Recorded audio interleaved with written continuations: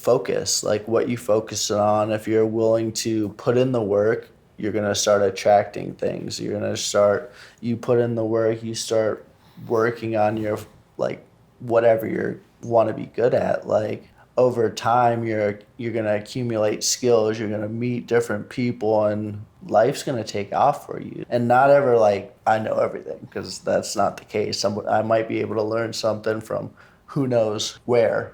So that's... As much as I liked my ego, and I think every guy likes their ego to some extent, Yep. it's awfully hard to learn something new if you think you know everything. Yep.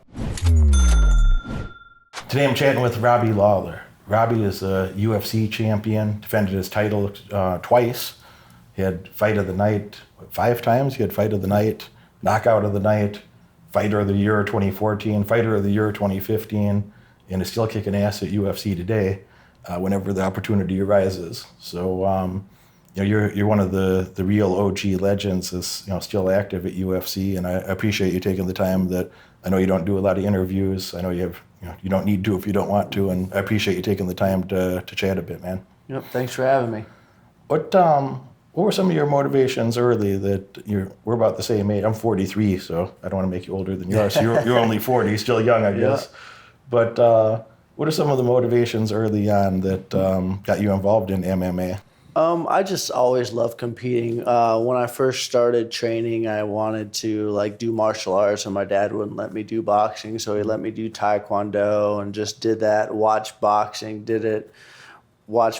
but I did taekwondo at a pretty high level, and then my parents were divorced. My dad wanted to move to Iowa for chiropractic school. Then their big martial art is wrestling, so I'm like, hold on a second, I might want to learn this. So then I kept up with my boxing and my kickboxing and just had a lot of time.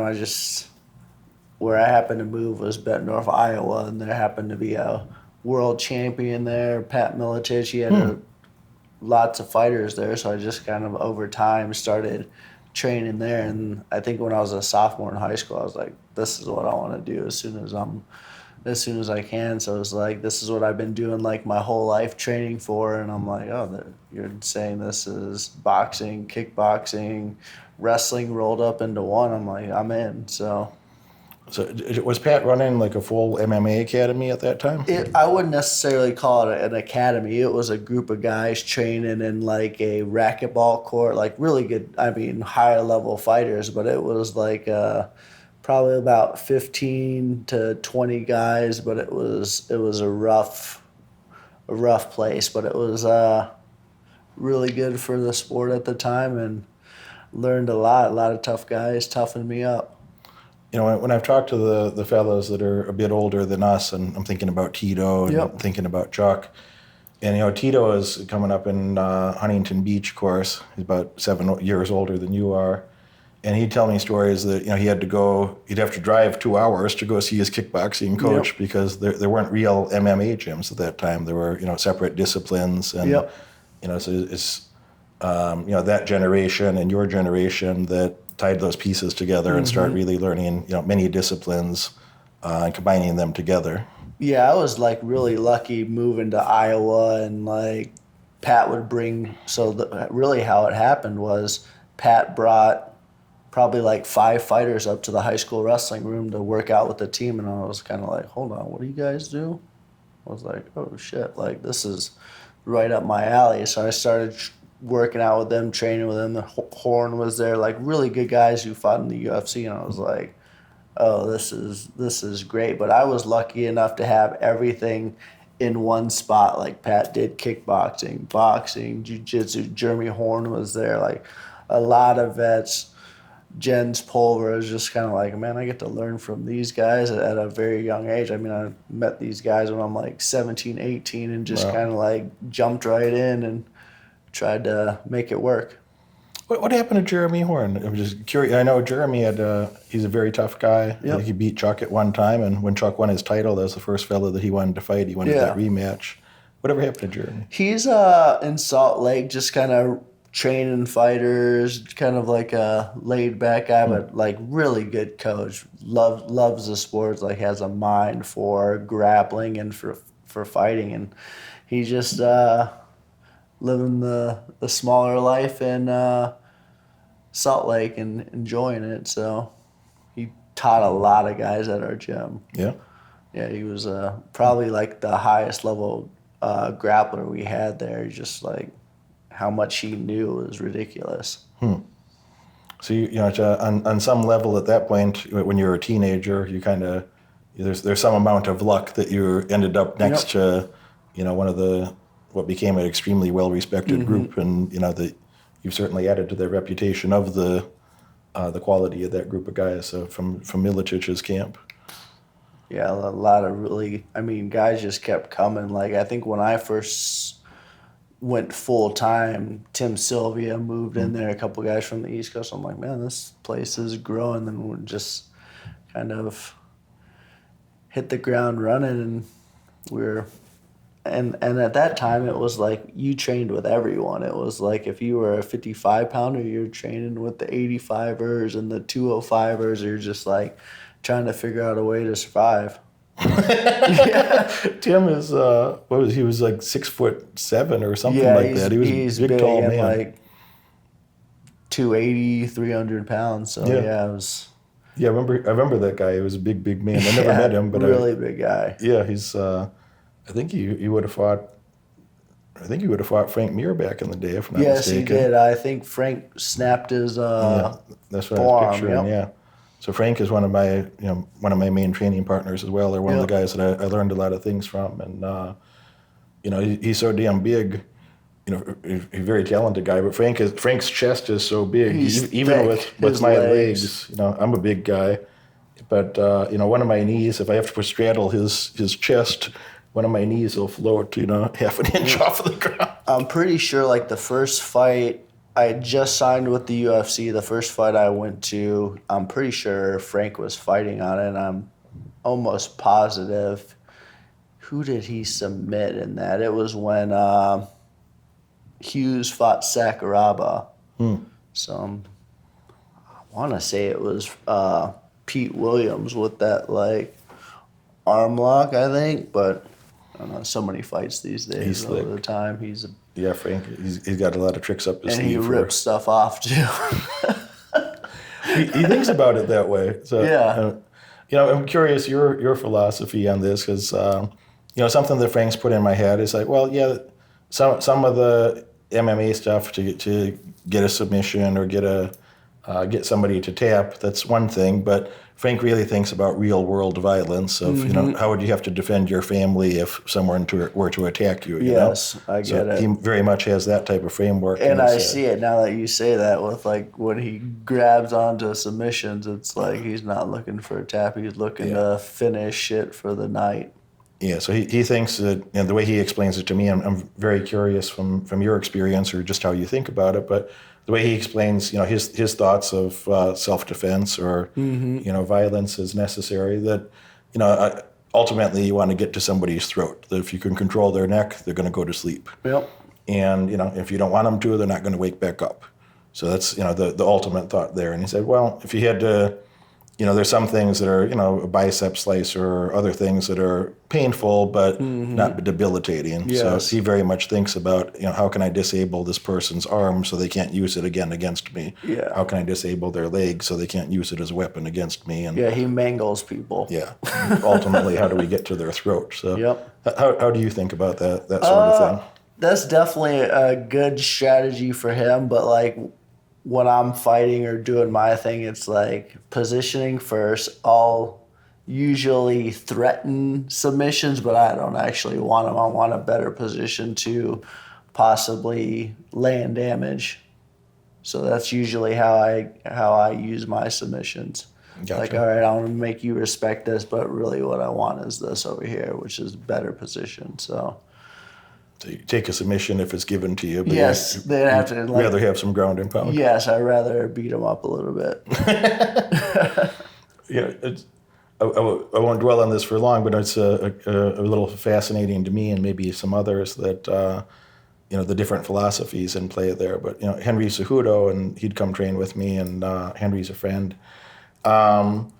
Henry's, he'd like to, do the ground and pound until somebody gives him the submission. Until they're in their defense, he'll find his next offense. So they're trying to protect themselves from a punch, and now they're in an arm bar, or now they're in a Kimura or whatnot. Because a lot of times you soften guys up, and like if you're actually beating them up, they're like, "Hey, take this." Some guys will be like, "Hey, I'll give you this," and then maybe I can get out of that and cause a scramble, but with somebody like Henry, you're not getting up usually.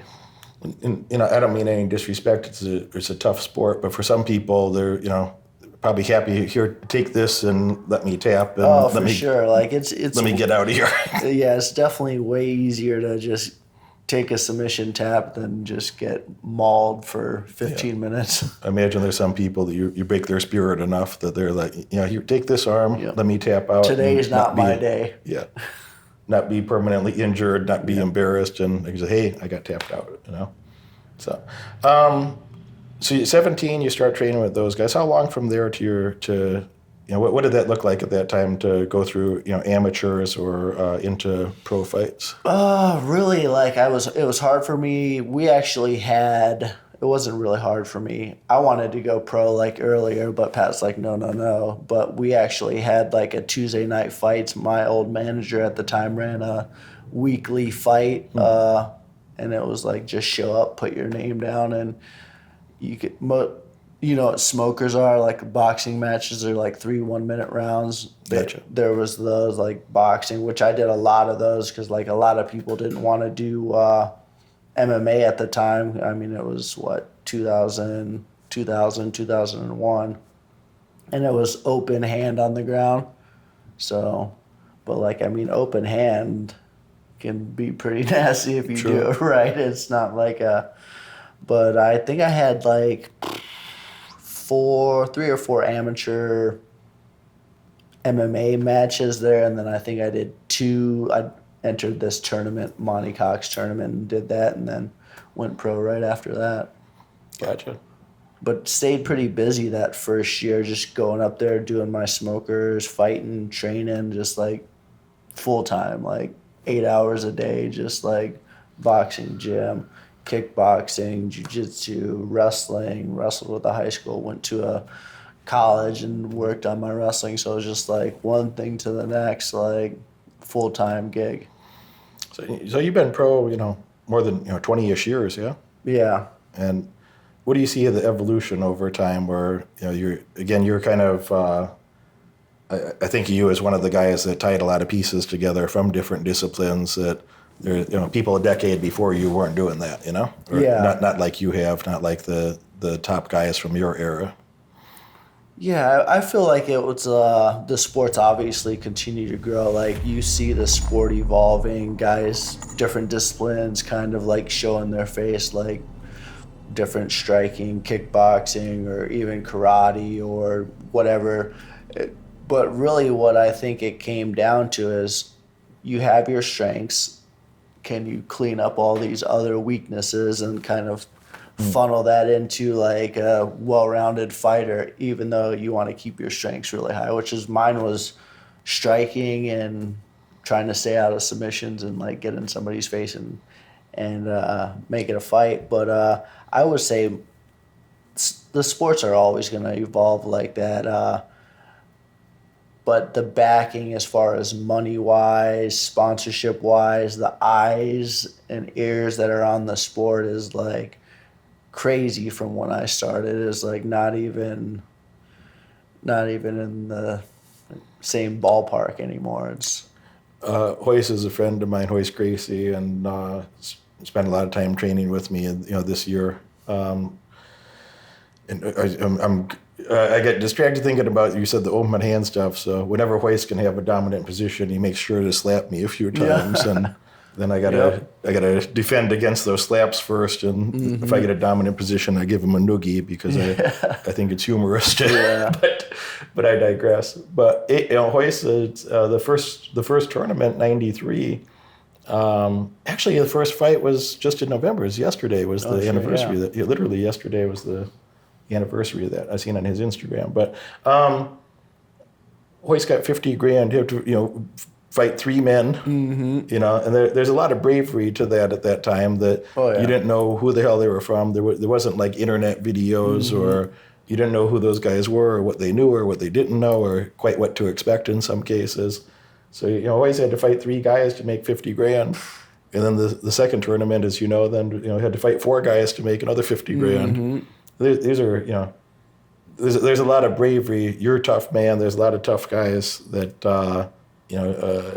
from that era. But there's a level of bravery at that time where you didn't know what the hell somebody was going to do. And for sure. Not much of a rule set at that time. Yeah, there wasn't much of a rule set. There wasn't weight classes either. You forget about, like, when I first started fighting, I'm like, man, I might have to be fighting, like, a 300-pound guy. I don't know, like, what, like, because even, like, in Pride, you're like, there'd be, like, 185-pounders fighting, like, a guy who weighs 260. So, like, you never knew what you were going to get when I started, even. I was like, oh, man, I need to be able to defend myself against these heavyweights, too. Yeah, that's crazy. Thankfully the rule sets, allow to show the skills a lot better, I think, over time. That's not impressive that you would beat up most, large men. No. But, when you can have, some parameters to see, skills versus skills, it must be a lot better for longevity. For sure. And if you have a 260-pound guy who has just as much technique as you, it's like, this might not go so well. So I've learned a little bit. I don't have any skills close to yours. I got my little blue belt. I only started training a year ago. I got my little blue belt under Jake Shields, working on my purple belt aggressively, basic boxing and basic kickboxing skills.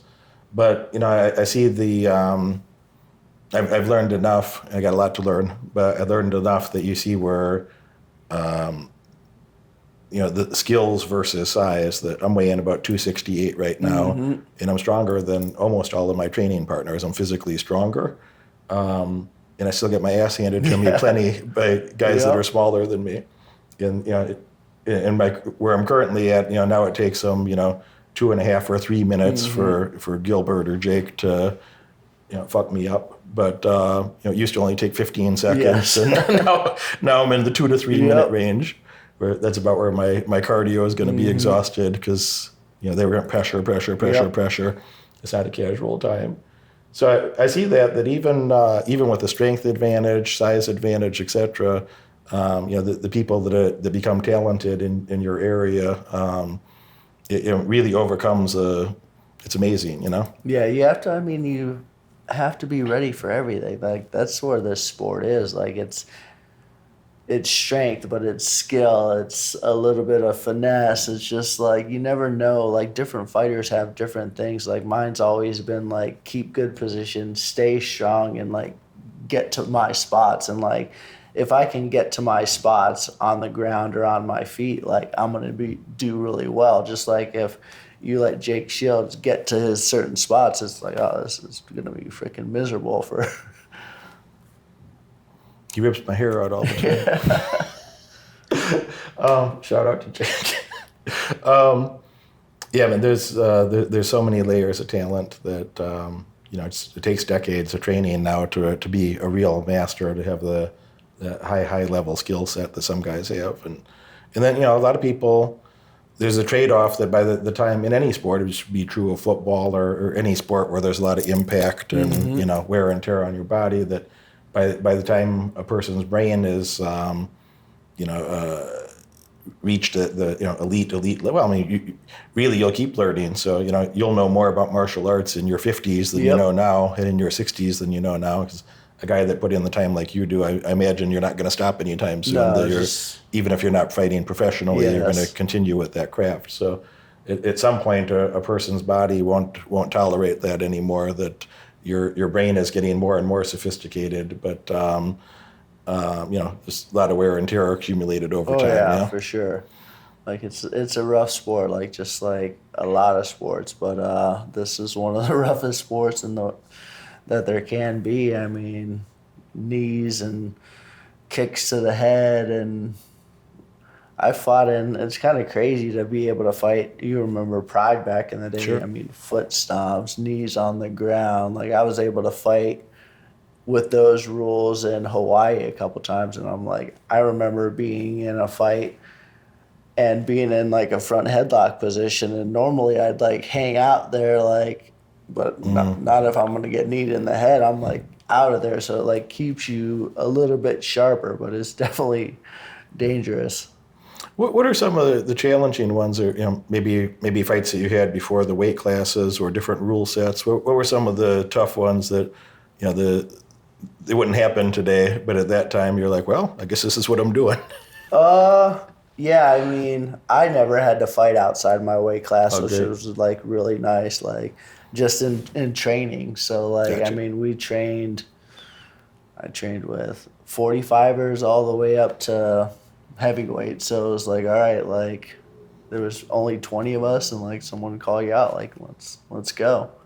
You spent most of your career at 170, or? Yeah, I mean, I fought a lot at 185 too, 185. But I like 170. Gotcha. Actually, I don't like cutting weight though, so. I don't. When I don't eat for a few hours, I start thinking about cannibalism already. It'd be bad if I got hungry enough, it'd be really bad for one of my neighbors. What are some of the life lessons you learned maybe from MMA that you applied to other areas of life that helped you to do better, or would help somebody here that's thinking about building a better life for themselves to prosper? I think it's one of those things where you focus, like what you focus on. If you're willing to put in the work, you're going to start attracting things. You put in the work, you start working on your, like, whatever you want to be good at. Like, over time, you're going to accumulate skills, you're going to meet different people, and life's going to take off for you. So, like, over these years, I've met a lot of people, have a lot of good relationships through this sport, and just, but really it's looking around and seeing what's going on in the sport, not being so focused on what you're doing. All right, I want to see what the gym owner's doing. I want to see what this fighter's doing. I want to see how the manager helps promote these fighters. And like, whatever you're doing in life, you want to know all aspects, everything around it. Like, I want to know how the UFC is doing it, how Pride's doing it, how different gyms are training. So the more you know about your sport or your business, the better off you're going to be. So that's what I've always tried to do, keep my eyes open and not ever like look like I know everything, because that's not the case. I might be able to learn something from who knows where. So that's... as much as I liked my ego, and I think every guy likes their ego to some extent, yep. It's awfully hard to learn something new if you think you know everything. Yep. So I found it useful to get to the next level. You kind of have to put your ego aside a lot of times, be like, well, what else can I learn? What else can I learn? And I found that so useful that I just kind of kept doing that in business and the areas of life that I focused on. Awful hard to do better if you think you know everything. So that constant advancement and constant improvement, well, what else could I do? What am I missing? If I was missing something, what might it be? Yep. What else could I do? So it sounds like you were thinking like that. So not just thinking about being a fighter, but you're looking at, how the gyms are run as a business model, how the gyms are run, how the fight organizations themselves were run. And relationships, seeing how different relationships can sour depending on how people are acting, like just being able to like maneuver through life, because it's not all X's and O's. It's like a little bit of massaging, a little bit of pat on the back, a little bit of respect here and there. It's like there's a lot into business or sport that's people forget about. The Ten Commandments Wealth went live on Easter Sunday. Join thousands of other people that made a commitment to a brighter future, to more prosperity, to brighter ways and better days. If you want to see the rest of this interview with this champion and many others, do yourself a favor. Click that link. I'll see you inside the Ten Commandments Wealth. Click that link. Funny, what should you do? Click the link right there. Do it now.